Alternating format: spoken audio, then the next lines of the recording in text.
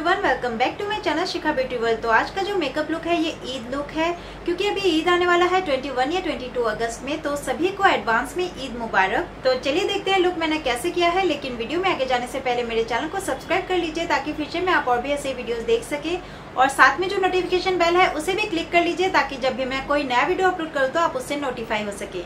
और आप मुझे मेरे इंस्टाग्राम या फेसबुक पे भी फॉलो कर सकते हैं, मैं उसका आईडी दे दूंगी स्क्रीन पे, उसे चेक करना बिल्कुल भी ना भूले। तो चलिए वीडियो स्टार्ट करते हैं।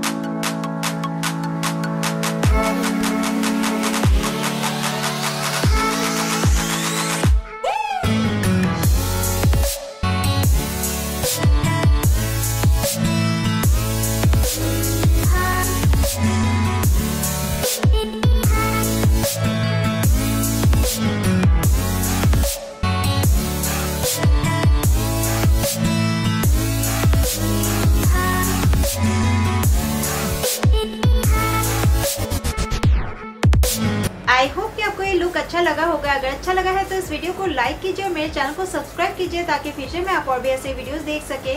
और मुझे इंस्टाग्राम और फेसबुक पे भी फॉलो करना ना भूलें। तो मैं अपने नेक्स्ट वीडियो में मिलती हूँ, तब तक के लिए बाय।